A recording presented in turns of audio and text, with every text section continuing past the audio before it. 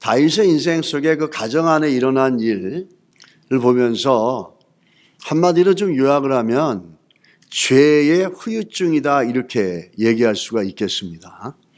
이 후유증, 이 죄의 근본적인 어떤 실태는 아니지만 어떤 후유증이라는 거죠. 우리가 그 사건이 사무엘하 13장에 등장이 되는데 그 죄의 후유증이 어떻게 시작이 되느냐라는 겁니다. 다윗의 아들 중에서는 암논이라는 사람이 있었어요. 암논이라는 아들이 있었고 또 다윗에게는 다말이라고 하는 딸이 있었습니다. 암논에게 다말이라고 하는 여동생은 이복 여동생입니다. 그러나 불행하게도 이 암논이라고 하는 배다른 이복 오빠가 자기 이복 여동생 다말을 좋아하게 되고 그 다말을 갖다가 사랑한다라고 얘기하는 게 아니라 사실은 그 육체적인 어떤 욕망에 가득 차 있었죠. 그 암논은 자신이 육체적인 욕망을 채울 수가 없어서 결국에는 병이 나는데 우리가 말하는 상사병이라 이렇게 얘기할 수 있는데 이건 상사병이 아니라 자기의 욕구와 욕망을 결과적으로 보게 되면 채우지 못함으로 인해서 나타나는 병적인 현상이었습니다. 그만큼 이 암논이라는 사람은 자기의 욕구와 욕망에 굉장히 충실한 사람이었다라는 거죠. 그것을 옆에서 보고 있던 그 다윗의 형의 아들이라고 하는 요나답이라는 사람이 있었는데 요나답이 암논의 친구였어요. 근데 이 요나답이라는 사람은 아주 간교가 많은 사람이고 교활하고 아주 간계가 뛰어난 사람이었어요. 그래가지고 이 요나답이 암논에게 얘기합니다. 왕에게 얘기해서 저 다말에게 문병을 오게 해라. 사람들에게 네가 몸이 아프다 그렇게 얘기해라. 그래서 이복 여동생 다말에게 음식을 좀 가지고 오라고 아버지 왕에게 부탁을 좀 해봐라. 그래서 부탁을 해서 아버지가 허락을 해가지고 그 다말이 오게 되면 먹여달라고 그러면서 네 침실로 데리고 들어오라 그런 다음에 그때 욕을 보여라. 네 욕구와 욕망을 채워라. 이렇게 간계를 꾸며줍니다. 친구를 잘 만나야 되겠죠. 그런 친구는 그런 친구를 만날 수밖에 없어요. 요요상정이라 그랬습니다. 그 친구를 보면 그 사람이 보이게 돼 있어요. 그래서 어쨌든 간에 그렇게 해가지고 다말이 왔어요. 암논의 집에. 그래서 내가 움직이지 못하겠으니까 침실로 들어와서 먹을 걸 내게 먹여달라. 그래서 먹을 걸 또 먹여주는데 그만 거기서 그 못된 짓을 하게 됩니다. 근데 못된 짓을 하고 나서 암논이 책임을 지면 되는데 책임을 안 지고 어떻게 합니까? 쫓아내 버립니다. 그러자 다말이 이 이복 여동생이 뭐라 그러는지 아십니까? 이 큰 악은 아까 내게 행한 그 악보다 더 악하다 이렇게 얘기합니다. 네가 나를 욕을 먹인 것보다 네 욕과 욕망을 채우고 나를 쫓아내버리는 것은 아까 했던 그 큰 악보다도 더 큰 악이라 이렇게 얘기하는 거죠. 그러면서 나가지 않으려는 다말을 쫓아내버립니다. 다말이 쫓겨나게 되죠. 쫓겨나면서 그 다말이 쫓겨나가지고 그 채색 옷을 입고 공주가 채색 옷을 입고 강간을 당해서 슬퍼하면서 자기 친오빠 압살롬 집으로 찾아 들어갑니다.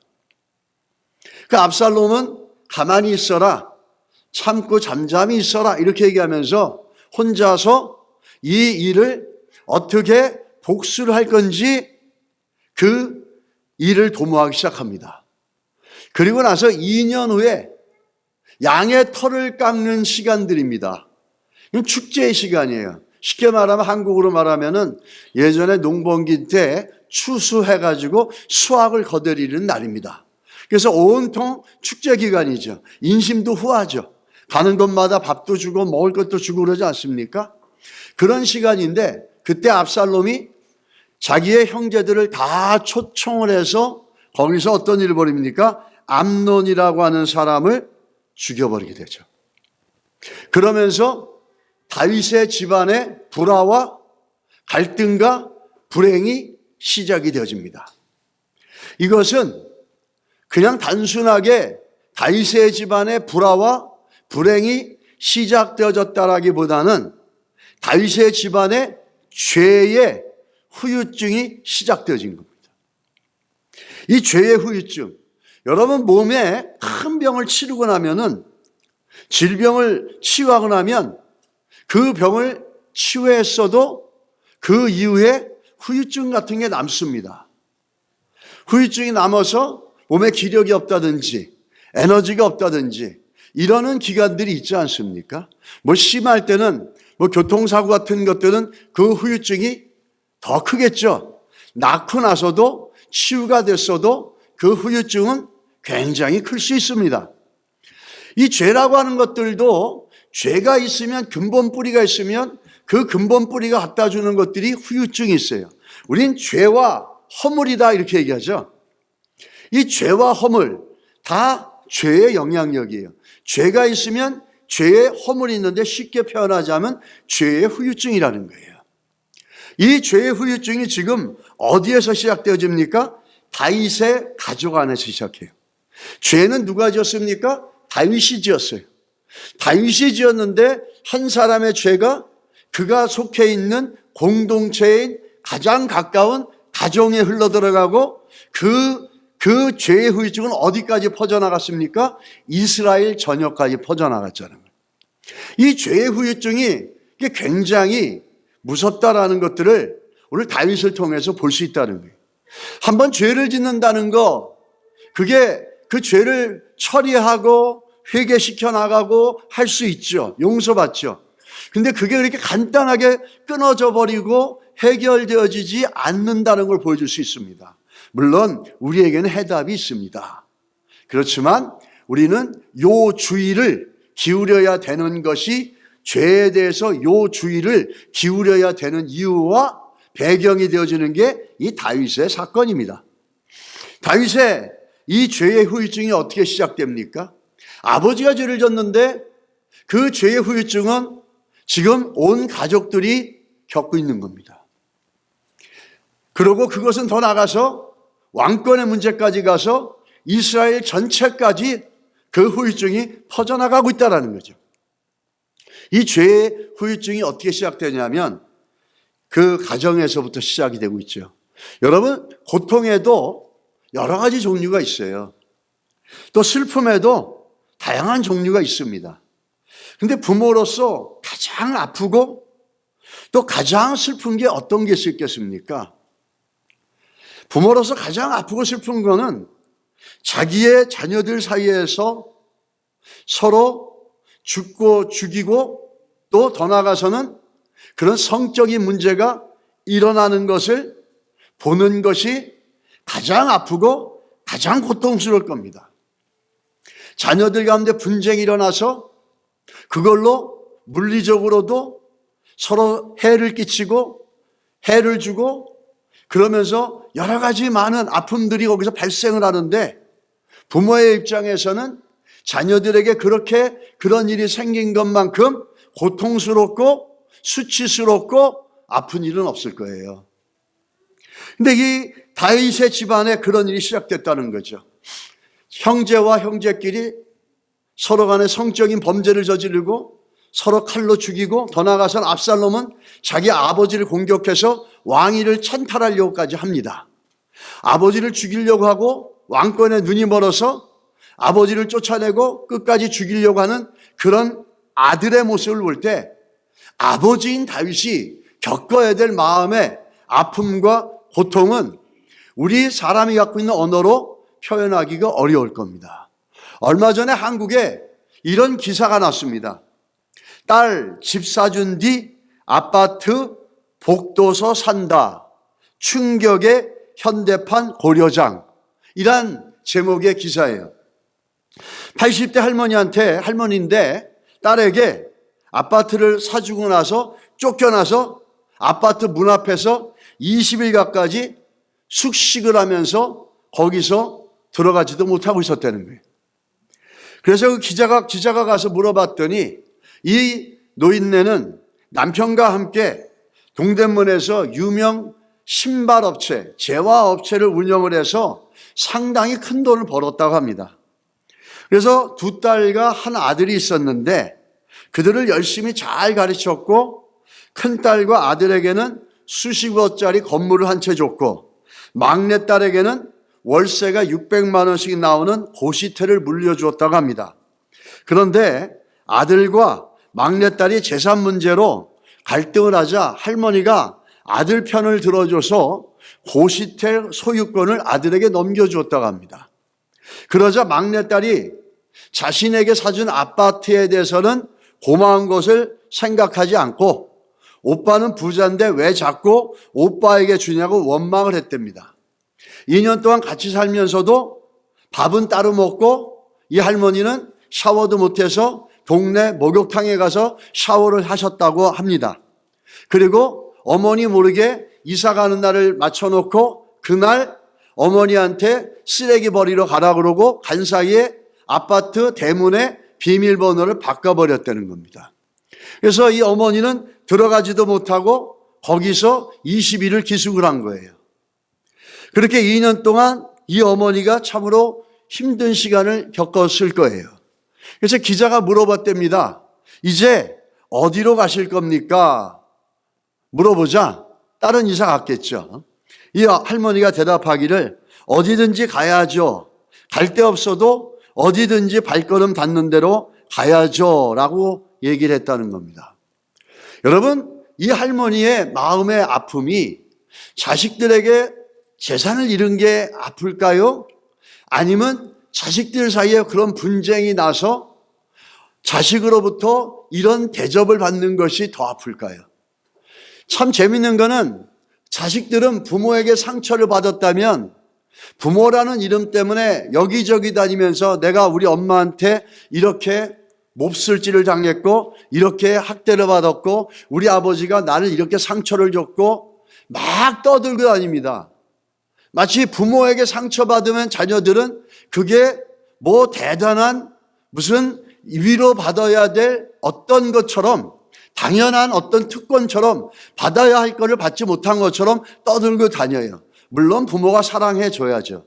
그런데 부모는 자식에게 상처를 받으면 그 수치감 때문에 어디 가서 말도 못합니다. 스스로가 그 수치감 때문에 자녀에게 받은 아픔과 상처는 절대 말을 못하고 가슴속 깊이 묻어두고 그러면서도 그 자녀를 아끼고 사랑하고 그리워하는 게 부모 아닙니까? 근데 자녀들은 달라요. 조금만 섭섭하고 조금만 자기가 원할 때 안 해주면 그냥 그거를 살면서 늘 얘기하고 다니는 게 우리 자식들이죠. 저도 마찬가지일 거예요. 똑같아요. 뭐 특권이나 되는 것처럼 고마운 거 감사하고 해준 건 잊어버리고 허리가 휘도록 등골이 휘도록 자기들을 위해서 최선을 다해서 해주려고 했던 거 생각 안 하고 조금 상처받고 자기가 원하는 대로 안 되고 옆집의 아저씨하고 비교해가지고 능력이 떨어지면 비난하고 상처받았다고 하는 우리 자녀들의 모습. 그들은 위로받을 수가 있지만 부모는 자식에게 상처받으면 어디서 위로받을 수가 없어요. 왜? 어디 가서 말도 하기도 어렵거든요.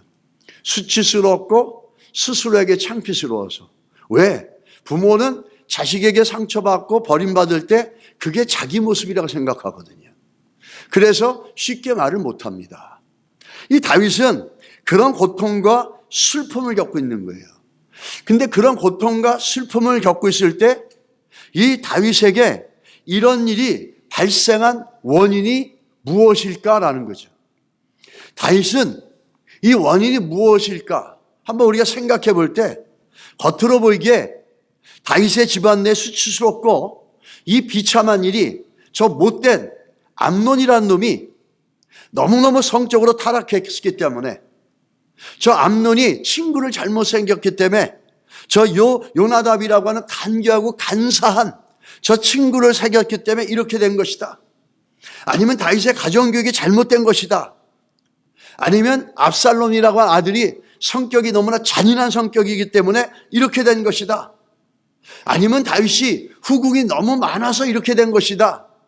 아니면 다윗이 국정을 돌보느라고 너무 바빠서 자식들에게 신경 쓰지 않았기 때문이다.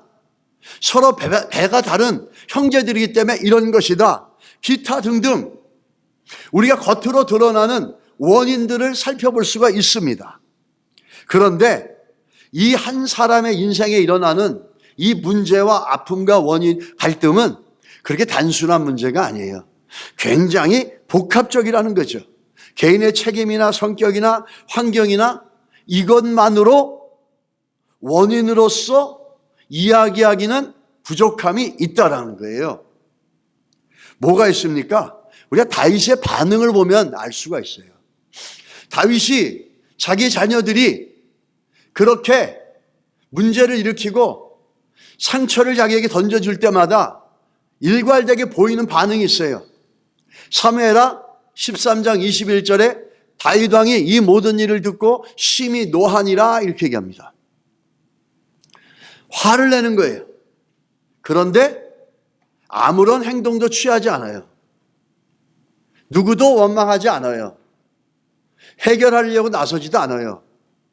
사무엘하 13장 31절 왕이 곧 일어나서 자기 옷을 찢고 땅에 드러눕고 그의 신하들도 다 옷을 찢고 모셔 선지라. 분하고 답답해서 옷을 찢고 분노할 뿐이지 아무것도 하지 않아요. 사무엘하 13장 36절 왕과 그의 모든 신하들도 심히 통곡하니라. 그렇죠. 슬프고 안타까워서 통곡하고 울 뿐입니다. 또 그 다음 성경 구절 보시면 사무엘하 13장 37절 압살롬은 도망하여 그스랑 암비올의 아들 달마에게로 갔고 다윗은 날마다 그의 아들로 말미암아 슬퍼하니라.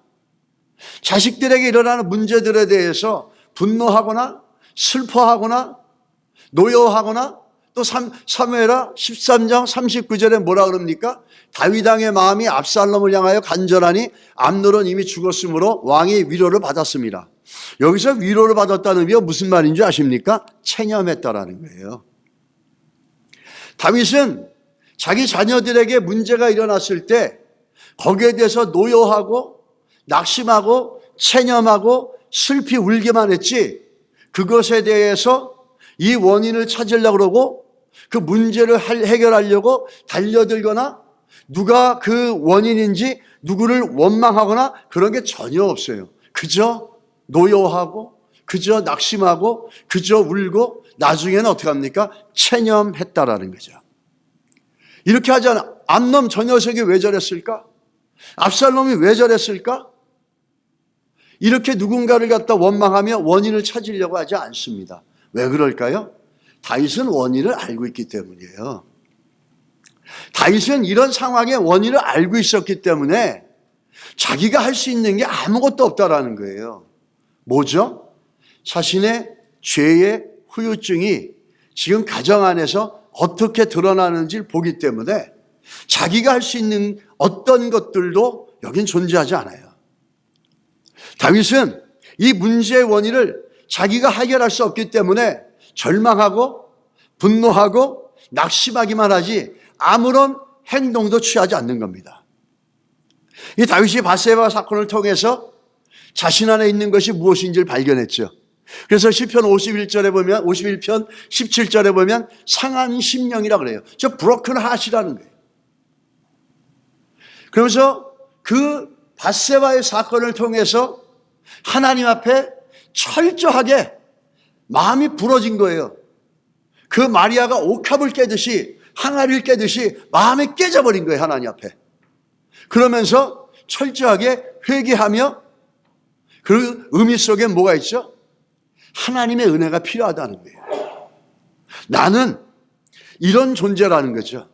내 안엔 죄가 있어서 언제든지 그 죄가 드러날 수밖에 없는 존재고 그러므로 인해서 나는 하나님의 은혜가 필요한 존재라는 거예요. 할렐루야. 이게 낮아진 놈이 하나님이 기뻐하시는 심정이 뭔지 아세요? Broken heart, like a broken jar.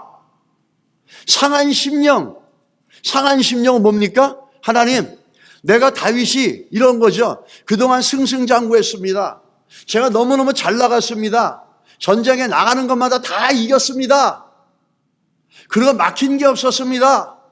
그동안 문제가 있었지만은 저 3,000명이 넘는 사울의 군대가 나를 잡으려고 온 세상을 뒤져도 한 번도 내가 잡힌 적이 없습니다. 오히려 저 왕 사울이 나에게 2번이나 잡혔습니다. 내가 이렇게 살아왔는데 알고 보니까 이게 내가 잘한 게 아니라 하나님께서 은혜 주셨고 하나님이 복 주셔서 내가 지금까지 왔다라는 걸 잊어버렸습니다. 내가 이 죄를 짓고 나서 내가 얼마나 어리석은 존재고 내가 얼마나 하나님의 은혜가 필요한 존재고 하나님의 은혜가 아니면 살아갈 수 없는 존재인 걸 내가 깨닫습니다. 이게 상한 심령이에요. 그렇게 다윗은 거기서 그 상황이 되자 밧세바 사건을 통해서 그것을 깨닫게 되는 거죠. 여러분, 여전히 우리가 살아가면 내 능력으로 내가 똑똑해서 내가 잘해서 여기까지 왔다고 생각하신다면 조심하세요. 형태는 다르지만 우리도 어쩌면 다윗처럼 밧세바의 사건에 넘어질 수도 있어요. 다윗은 밧세바 사건을 통해서 그것들을 처절하게 깨달아갔다라는 거예요. 지금까지 지나온 거에 대해서. 그러니까 지금 집안에 일어나는 이 모든 죄의 후유증에 대해서 다윗이 할 말이 없는 거예요. 할 수 있는 건 뭐죠? 상한 심령으로 통회하고 자복하고 회개하는 거예요. 여러분, 요 근래 살면서 여러분 삶 속에서 하나님 앞에 진심으로 내 자신을 돌아보며 통회하며 회개한 적 있으세요? 하나님이 가장 기뻐하는 것은 상한 심령, 자복하고 참회하고 회개하고 하나님 앞에 통곡하고 하나님 앞에 회개하는 심령을 하나님이 가장 기뻐한다는데 우리는 그런 적이 얼마나 있습니까? 내 가진 것, 내 은행의 잔고, 내가 가진 잡이 좋아서, 내가 받는 연봉이 높아서, 내가 여태까지 잘해와서. 맞아요. 그런데 그 뒤에 여러분을 오늘에 있게 하지 만드신 것, 하나님의 은혜라는 걸 기억하십시오. 그걸 모르면 여러분과 저는 언제든지 다윗처럼 자기 권력에 푹 빠져서 다 전쟁에 나갔는데 자기는 어떻게 합니까? 교만에 하늘까지 올라가서 거닐면서 결국에는 밧세바라고 하는 내리막길로 떨어져 버리는 엄청난 죄의 타락으로 굴곡 무덤으로 빠져버리지 않습니까? 그게 어디서 나온 걸까요? 아유, 나는 다윗같이 않아. 그렇죠. 그러나 객관적으로 볼 때 다윗이 주를 신뢰 나갔던 것만큼 우리는 그 정도는 아니에요. 그랬던 영적 거장도 쓰러져 가는데 우리가 왜 우리라고 어디가 보장받을 수 있겠습니까? 다윗은 그런 상황을 보면서 가정 안에 일어나는 그 상황을 보면서 할 수 있는 거 한 가지밖에 없었어요. 통회하고 자복하고 회개하고 상한 심령이 되는 것밖에 없었어요. 그동안 살아온 것이 하나님의 은혜라는 걸 다시 되새기면서 그걸 몰랐던 자기의 모습에 대해서 처절하게 회개해 나가는 거죠. 회개 없는 신앙생활, 회개할 수 없는 신앙생활, 문제가 많은 거예요. 여러분, 돌아보십시오. 내가 신앙생활 하면서 하나님 앞에서 회개해 본 적이 있는가? 늘 저 사람 때문에, 쟤 때문에, 누구 때문에, 조상들 때문에, 환경 때문에 탓은 많이 하지만 내가 하나님 앞에서 예수 믿는 성도로서 하나님의 자녀로서 내 모습을 보면서 하나님의 은혜였고 또 내 모습이 그걸 잊어버린 내 모습을 보면서 회개하면서 하나님의 은혜를 다시 구하는 이런 심령의 상태가 되어본 적이 얼마나 있습니까? 그런 은혜가 우리 교회에 우리 성도들 가운데 임하시기를 예수 이름으로 축복합니다. 이것은 하나님이 기뻐하는 너무너무 중요한 우리들의 모습이라는 거죠. 그러면서 이 죄라는 거 참 재밌어요. 왜 재밌는지 아세요? 우리가 구원받았어요. 구원받았다는 건 뭐죠? 우리 죄가 용서받았다는 거예요. 그런데 중요한 건 우리가 죄 용서받아서 구원받았다고 해서 우리의 안에 있는 죄성이 없어진 건 아니에요. 여전히 우리 안에 이 죄를 질 수 있는 죄성은 반복되고 있어요. 우리가 구원받을 때 예수를 구주로 믿고 그리스도 예수께서 내 죄를 위해 죽으시고 부활한 걸 믿음으로 말미암아 우리의 과거의 죄, 현재의 죄, 미래의 죄까지 완전히 용서받은 거예요.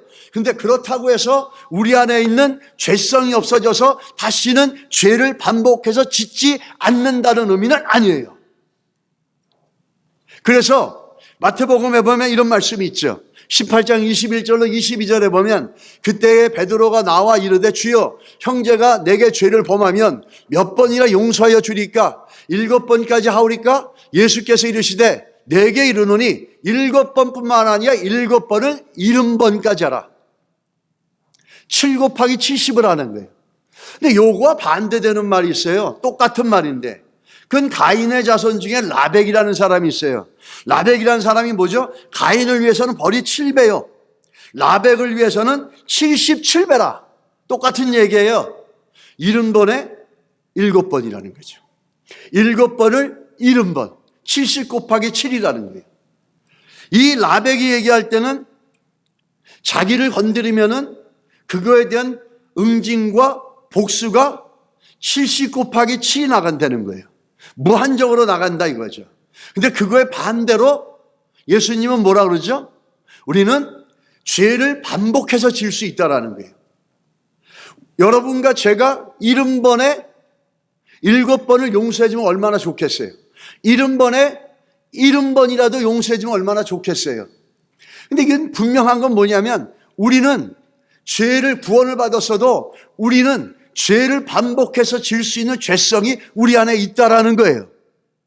그것을 예수님께서는 라멕은 70번에 7번의 저주와 응징과 복수를 하겠다 그랬는데 반대로 용서를 얘기해 주시는 거예요.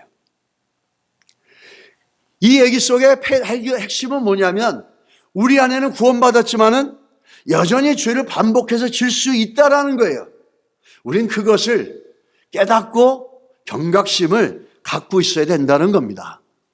이 죄사함, 근데 예수님께서는 우리들에게 무한정으로 용서해 주시겠다고 얘기하는 거죠.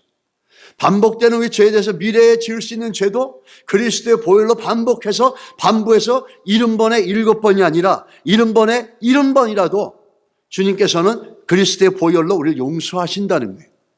그건 용서만 믿으면 되고 우리 안에 죄가 반복될 수 있는 요소가 있다는 것을 얘기하고 있다는 겁니다. 근데 중요한 건 다윗은 진심으로 회개했어요. 사무엘하 12장 13절에 보면 다윗이 진심으로 회개해서 컨퍼메이션을 줍니다. 다윗이 나단에게 이르되 내가 여호와께 죄를 범하였노라 하매 나단이 다윗에게 말하되 여호와께서도 당신의 죄를 사하셨나니 당신이 죽지 아니하려니와. 그렇죠? 이 다윗이 회개하고 하나님으로부터 용서를 받았어요. 그리고 나단도 하나님 당신을 용서하였고 절대 죄 때문에 죽지 않는다 죄의 대가로 라고까지 하는 컨퍼메이션을 받았어요. 그런데 이 죄의 영향력, 죄의 후유증은 어디에서 나타나고 있습니까? 다윗의 집안에서 계속해서 나타나고 있다는 거예요. 분명한 회개와 회개의 응답을 받았음에도 불구하고 다윗의 집안은 더 이상 예전 같지 않습니다. 사무엘상 16장부터 사무엘상 10장까지 다윗이 놀라운 성공을 하죠. 승승장구합니다. 계속해서 모든 면에서 성공적인 이야기로 가득 차 있죠. 그런데 그 성공적인 이야기가 어느 순간부터 쓰러져 나가는 걸 볼 수 있어요. 그게 오늘 우리가 사무엘하 12장부터 열왕기상 2장까지 다윗이 여전히 왕이에요. 근데 오늘 우리가 보는 사무엘하 13장에 다윗이 그만 12장에 무슨 일이 있습니까? 밧세바와 간음을 저지름으로 인해서 13장부터는 집안에 문제가 생기면서 그 수치스러운 일과 그 갈등을 다윗은 가슴에 품고 열왕기상 2장까지 쭉 왕으로 살면서 승리도 하고 전쟁에 이기기도 합니다. 그렇지만 다윗은 그때부터 인생이 어떻게 합니까? 내리막길로 떨어지는 거죠. 그 수치와 그 모욕, 부끄러움을 가슴에 담고 살아가야 되는 왕이 되어지는 거죠. 이게 죄의 후유증이라는 겁니다. 그 죄의 후유증이 다윗의 삶 가운데 있는 거예요. 그 다윗은 그 원인을 너무 잘 아는 거죠. 근데 참 재밌는 게 성경에 다윗이 범죄하자 뭐라 그랬습니까? 우리가 읽었던 거예요. 사무엘하 12장 14절에 이렇게 얘기하죠. 여호와의 원수가 크게 비방할 거리를 얻게 하였으니, 이런 얘기입니다. 다윗이 죄를 지으면서 원수들이 들어올 수 있는, 원수들이 비방할 수 있는 근거를 만들어줬다라는 거예요. 다윗이 회개를 했어요. 그런데 죄를 지음으로 인해서 그 죄로 말미암아 원수들이 들어와서 다윗을 공격하고 다윗을 무너뜨리려고 하는 근거, 비방거리를 만들어줬다라는 거예요. 자, 이게 쉽게 말하면 이런 거죠. 집에 앞문과 뒷문이 있는데 우리가 회개해가지고 앞문은 고장났는데 다 고쳐졌어요. 근데 뒷문은 여전히 고장났는데 고칠 수가 없고 여전히 남겨져 있는 거예요. 그것들을 오늘 이 말씀을 보면서 중요한 건 뭐냐면 그 열린 뒷문으로 들어와서 여전히 죄의 후유증을 일으키고 있는 곳이 어디냐? 다윗의 가정이라는 거예요. 죄는 아버지가 졌는데 그 고통을 자식들이 겪고 있다는 거예요. 우리 성경에 이런 것들을 많이 볼 수가 있습니다. 아간이라든지 이런 부분들이 비슷한 케이스죠. 아버지의 범죄함으로 인해서 원수가 비방거리를 만들고 뒷문이 무너져가지고 해결이 될 수 없는 거예요. 다윗은 회개도 했어요. 자신의 죄를 용서받았어요. 하나님을 아버지를 부를 수 있었어요. 그런데 다윗의 가정, 다윗이 속한 그 공동체, 아버지가 다윗이죠. 가장으로 있는 그 가정은 가장의 죄로 말미암아 그 후유증 속에서 고통과 아픔을 겪고 수치와 부끄러움으로 점철되어져 버립니다. 이게 죄의 무서움이죠. 이게 죄의 영향력이라는 거예요. 우리가 다윗이 회개를 했지만은 그 한 사람의 죄가 여전히 그 안에 들어가서 역사되어지고 있다는 겁니다. 이게 우리 로마서를 보면은 로마서에 바울이 얘기하는 것들이 잘 나와 있습니다. 로마서 5장 12절에 그러므로 한 사람으로 말미암아 죄가 세상에 들어오고 죄로 말미암아 사망이 들어왔느니라. 죄가 뭘 갖고 들어왔다고요? 사망을 가지고 들어왔다라는 거예요. 또 15절에 곧 한 사람의 범죄를 인하여 많은 사람이 죽었은즉 더욱 하나님의 은혜와 또한 한 사람의 예수 그리스도의 은혜로 말미암은 선물은 많은 사람에게 넘쳤느니라. 한 사람의 죄로 말미암아 전 인류가 죄의 세력에 붙잡혀서 사망이라고 하는 대가를 치르지 않습니까? 오늘 다윗 한 사람의 죄로 말미암아 그가 속해 있는 가장 가까운 공동체, 그 가정이 그 죄의 후유증으로 엄청난 고통과 아픔을 당하고 있다는 거죠. 이거를 뭐라고 얘기하느냐라는 거죠. 여러분, 아브라함 카이퍼라는 유명한 신학자는 이랬어요. 하나님의 주권 영역이라고 그래서 내가 어느 곳에 가든지 간에 내가 하나님을 인정하고 하나님을 경외하고 그 하나님을 경외함을 선포하고 예수 그리스도를 이름을 선포하면 그 땅이 하나님의 통치를 받는다는 거예요. 근데 반대로 우리가 죄에 붙잡혀 있으면 죄가 지배하고 죄의 영향력 아래 있으면 죄가 갖다 준 영향력은 뭐죠? 사망이에요. 죽이고 무너뜨리고 파면시키는 것. 이게 죄의 세력이에요. 그 영향력과 그 후유증이 그걸 지배하는 거예요. 다윗은 그걸 알고 있었던 거예요.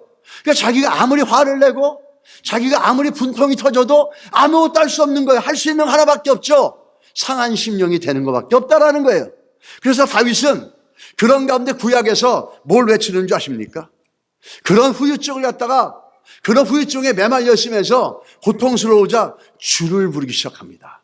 다윗도 알고 있었죠. 이 문제를 해결할 수 있는 건 사람의 힘으로 안 된다는 거예요.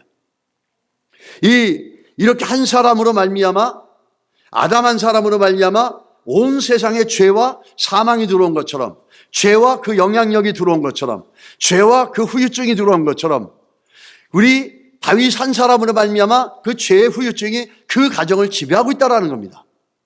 우리가 어떻게 그러면 다윗과 같은 인생 속에 그 뒷문을 갖다가 해결할 수 있을까? 어떻게 그 뒷문을 막을 수 있을까라는 거예요. 참 중요하죠. 이 죄의 문제, 회개했는데 그 후유증은 여전히 남아있는 거예요. 우리가 그 죄의 후유증을 처리하신 능력은 여러분과 제 안에는 없어요. 그리고 또 구약에 있었던 다윗의 시대에 구약에는 그 답이 없어요.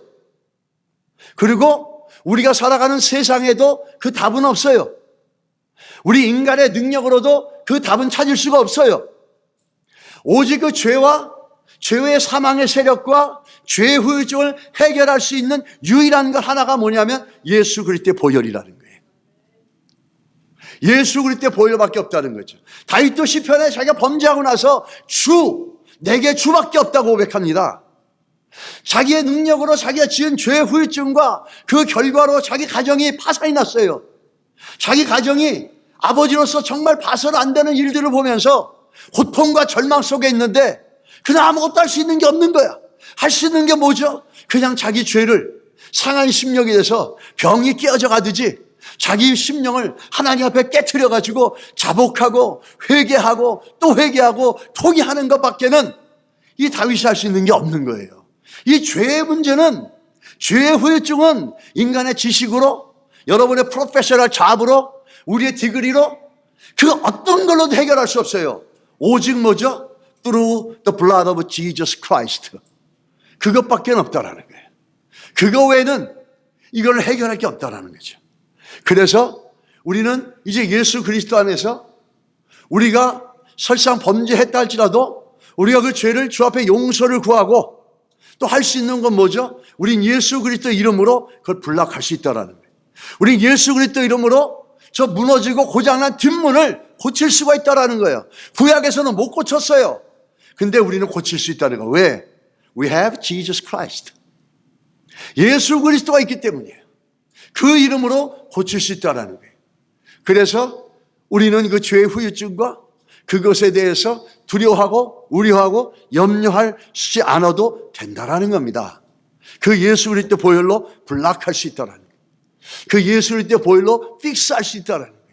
그 예수 그리스도 보혈로 말미암아 그것을 다시 닫아서 고쳐서 튼튼하게 잠가버려서 그 어떤 것도 들어올 수 없고 어떤 것도 장난칠 수 없는 죄의 세력이 전혀 장난칠 수 없는 철저한 요새와 같은 것들로 우리 인생을 만들 수가 있다는 거예요. 뭐 때문에?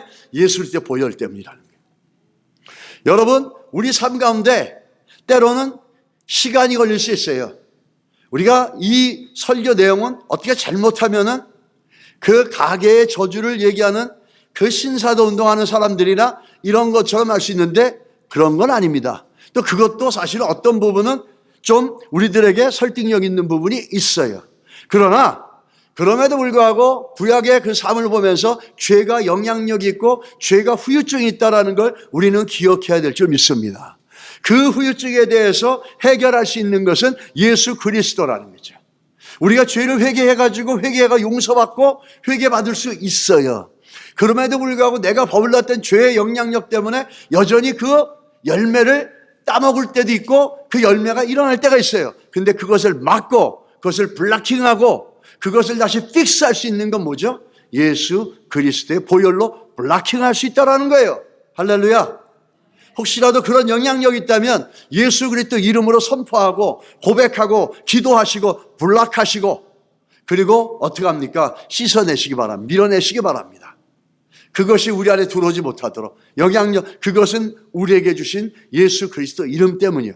성경에 보게 되면 이 죄의 영향력과 후유증에 있는 것과 후유증이 없는 것에 대해서 너무너무 잘 보여주는 예가 있어요. 두 그릇이 나옵니다. 아니 정확히 말하면 두 냄비입니다. 냄비. 어감이 좀 이상해서 냄비라고 안 하고 그냥 그릇이라고 그랬어요. 그 죄로 인해서 결국에는 그 후유증으로 파멸될 수 없는 것과 죄를 지어도 그 후유증으로 파괴되지 않고 온전하게 회복되어지는 경우를 구약에서 보여줍니다. 구약의 레위기서에 보면은 제사장들이 사람들이 자신의 죄를 지면은 그 죄를 갖다가 대속할 수 있는 제물을 가지고 오죠. 짐승을 데리고 옵니다. 양을 데리고 오기도 하고 소를 데리고 와요. 근데 우리가 착각하는 게 뭐냐면 그 짐승을 데리고 오면은 제사장이 기도해 주는 줄 알아요. 아니에요. 어떻게 하는 줄 아세요? 그 짐승을 가지고 오면 가지고 온 사람이 자기가 자기의 죄를 그 머리 위에 기도하면서 전가시킵니다. 그리고 나서 자기가 그걸 죽여서 각을 뜨고 제사장은 그걸 받아서 번제단에 올리기만 합니다. 그 회개를 얘기하는 거죠. 자기가 가지고 내가 죄를 졌는데 그것에 대한 sacrifice를 할 수 있는 sin offering sacrifice를 가지고 왔어요. 그럼 sin offering sacrifice는 lay hands on the head of the animal. 그러면서 내 죄를 거기다 넘겨주는 주는 거예요. 그리고 내가 죽여서 각을 잡뜨는 겁니다. 그리고 제사장은 떠서 올려주는 거예요. 그게 뭐죠? 회개죠, 회개. 회개는 누가 대신해 주는 게 아니에요. 내가 하나님 앞에서 하는 거라는 겁니다. 그렇게 옮겨주는 거예요. 근데 그 짐승이지만은 자기의 죄를 전가시킨 이후부터는 그거는 짐승이 아니라 뭐죠? 죄덩어리인 거예요. 그래서 저 속죄물을 갖다가 번제단에 올릴 때 뭘 올리냐면 제사장이 기름은, 성경에 보면 피와 기름은 내 것이다 이렇게 얘기합니다. 그래서 기름은 태워서 하나님께 올려드려요. 그리고 나머지 살들은 어떻게 합니까? 제사장한테 줍니다. 그럼 제사장이 그걸 가지고 와서 어떻게 하죠? 끓여 먹어요. 언제까지? 이건 죄이기 때문에 덜 익으면 안 돼요. 완전히 끓여서 먹을 수 있을 때까지 끓입니다. 그런데 제사장에게는 투 초이스가 있어요. 그 대속물 짐승을, 잿덩어리 짐승을 끓여 먹을 때 사용할 수 있는 냄비가 두 개가 있어요. 하나는 흙으로 된 토기 냄비, 또 하나는 브론즈 팟. 그거는 유기 청동 구리 그릇이에요. 그게 청동과 구리를 만든 거예요. 그런데 한 가지 특징이 뭐냐면은, 재밌는 건 뭐냐면, 이 유기 청동 그릇과 이 토기 그릇 사이에는 차이가 있어요. 한번 오늘 읽어보시기 바랍니다. 레위기 6장 28절. 그 고기를 토기에 삶았으면 그 그릇을 깨트릴 것이요. 유기에 삶았으면 그 그릇을 닦고 물에 씻을 것이며 그랬습니다. 이게 차이예요. 한번 이게 정확한 건 아니지만 이 옆에는 보면은 흙으로 된 토기고 흙으로 된 냄비고 옆에는 구리와 동으로 만든 그 청동 유기 팥입니다.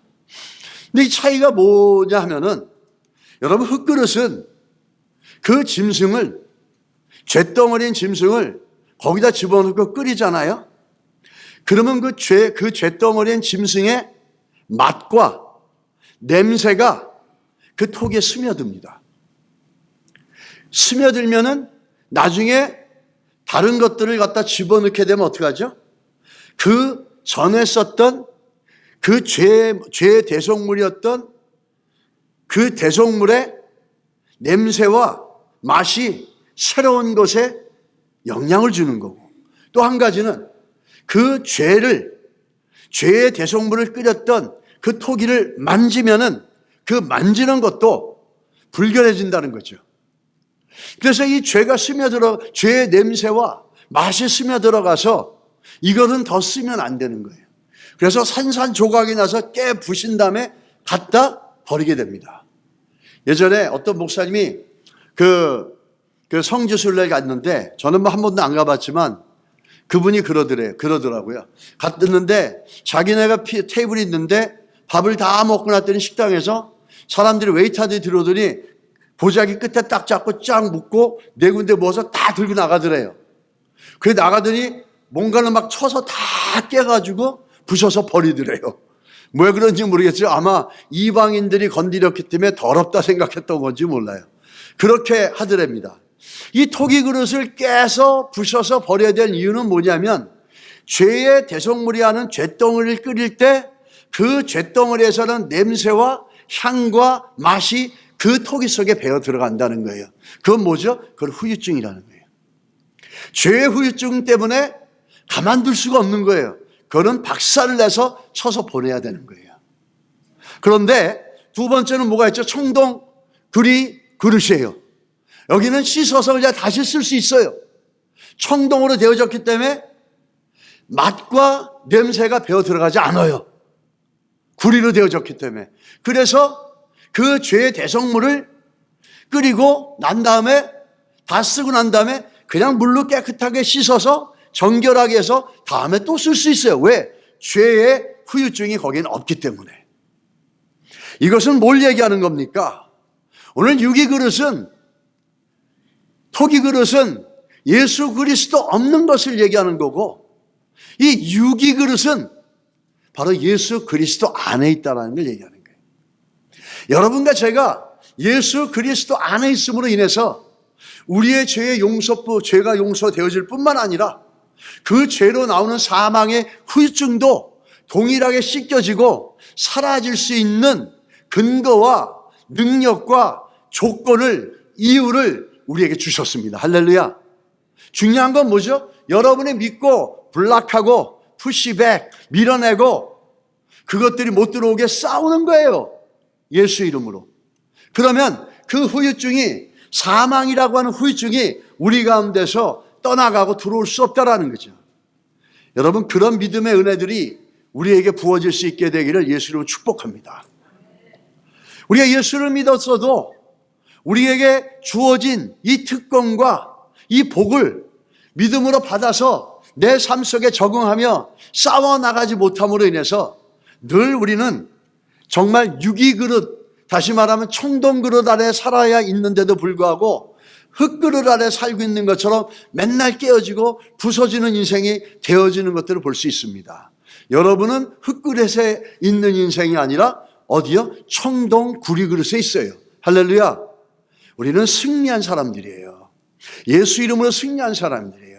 끊임없이 사단이 흔들고 또 우리의 연약한 부분들을 무엇인가가 없어 흔들어도 여러분 예수 이름을 의직하고 선포하고 고백하고 막아내시고 밀어내시기를 주의 이름으로 축복합니다. 그래서 뚫린 뒷문이 든든하게 잠겨지는 그런 믿음의 승리의 역사가 우리 가운데 있기를 간절히 소원합니다. 예수의 이름, 이 이름은 우리들에게 회복을 주시기 원하는 것이고 그 어떤 패배의 요건이 우리에게 오더라도 그것을 밀어낼 수 있는 능력을 우리에게 주신 겁니다. 그게 우리의 삶이에요. 우리는 클레이 팟에 살지 않아요. 우리는 브론즈 팟에 살아요. 우리는 청동 그릇 아래 살아요.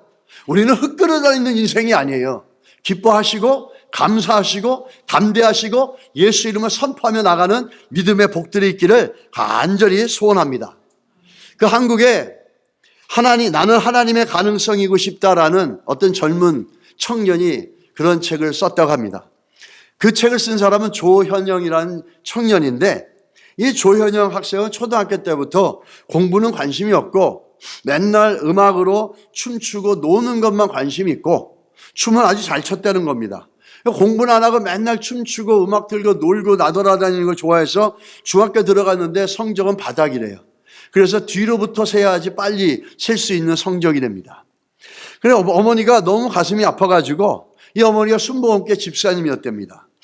그대로 놔도 도저히 안 되겠다 싶어서 이 아들을 바로잡을 수 없을까 고민하다 중학교 3학년 때 미국으로 유학을 보냈어요. 근데 집안에서 새는 쪽박 바깥에 나가면 안 새겠습니까? 똑같이 새죠. 중학교 3학년 때 미국에 왔는데 영어는 더 안 되는 거죠. 영어 시험을 보는데 하얀 건 종이고 까만 건 글씨인데 하나도 답을 못 쓴 거예요. 백지를 냈어요. 빵점을 맞았어요. 연속으로 빵점을 맞으니까 선생님이 이렇게 얘기했대요. 조현영 학생은 학습적으로 공부하는데 장애가 있는 학생인 것 같다. 다시 말하면 영어로 말하면 learning disability라는 거예요. 이 학습 장애자라는 거예요. 이 지적으로 습득하는 능력이 안 돼 있다는 얘기예요. 굉장히 엄마가 절망스럽죠. 그 얘기를 듣고 나서 이 어머니가 너무너무 절망스러워서 기도하기 시작합니다. 눈물의 기도로 어머니가 끊임없이 기도하면서 아들의 마음을 변화시켜 주시고 그 learning disability, 공부를 할 수 있는 능력이 안 되는 저 아이를 하나님 새롭게 바꿔주십시오. 마음을 바꿔주시고 그 부족한 것들을 해결해 주십시오. 주님 앞에 이 어머니가 정말 간절히 기도했대요. 간절히 하나님 앞에 눈물로 기도하는데 정말 역사가 일어난 거예요. 어떤 역사가 일어나냐면 아들의 마음이 바뀌기 시작한 거예요. 이 아이가 내가 이렇게 살면 안 되겠다. 내가 이렇게 살면 안 되겠다 싶어서 공부를 해야 되겠다. 그런데 너무 못하잖아요. 그래서 이 아이가 20일을 금식을 해가면서 기도했대요. 하나님 저 이렇게는 못 살겠습니다. 저에게 지혜를 주십시오. 그렇게 20일을 금식하며 이 젊은 아이가, 어린아이가 간절히 하나님 앞에 기도했는데 성적이 조금씩 달라지더래. 고등학교 때 들어갈 때부터 성적이 조금씩 상승하더니 끝내는 여러분 어딜 갔는지 아십니까? 우리 저 서부의 캘리포니아 서부의 하버드라고 하는 그 사람들은 하버드보다 더 낫다 그러거든 자기들요. 어딜 들어갔냐면 그 스탠포드를 들어간 거예요. 그것도 장학생으로. 이 스탠포드 들어가기 쉽지 않아요 여러분. 거기는 쉽지 않은 데인데 거기를 들어간 거예요. 그러고서 자기는 하나님의 가능성이고 싶다. 쉽게 말하면 절망하고 소망이 없고 무기력하고 무능하고 그 낙심한 인생 가운데 자기를 통해서 이런 하나님의 가능성이, 하나님이 너를 통해서 할 수 있다라는 그 가능성들을 젊은이들에게 알려주고 싶고 보여주고 싶다. 그래서 그가 책을 쓴 게 나는 하나님의 가능성이고 싶다라는 책을 쓴 것입니다. 예수 그리스도 이름 안에는 이런 놀라운 능력이 있어요. 러닝 디서빌리티라는 거, 그런 아이들은 정말 사회생활도 그렇고 너무나 어려워요. 근데 그거를 어머니의 기도에 힘을 입어서 하나님의 마음을 바꾸시고 이 아이가 믿음으로 주를 바라보면서 자기 인생이 너무나 한심한 걸 알고 그 젊은 애가 20일을 기도하면서 주께 간절히 기도할 때 이런 놀라운 역전이 일어나지 않습니까? 놀라운 반전이 일어나지 않습니까? 우리가 살아가는 삶은 토기 그릇이 아니라 청동 그릇입니다. 우리는 예수 그리스도 안에 있습니다. 그 이름은 우리를 회복시켜주고 우리의 부족함에 오히려 그리스도의 능력을 부어주시는 놀라운 변화와 생명이 있다는 거죠. 문제는 여러분이 믿고 저와 여러분이 기도하는 겁니다. 그 이름을 믿고 기도하시기 바랍니다. 부족한 거 있습니까? 좀 연약한 거 있습니까? 남들 모르는 아픔과 얘기할 수 없는 수치스러움이 있습니까?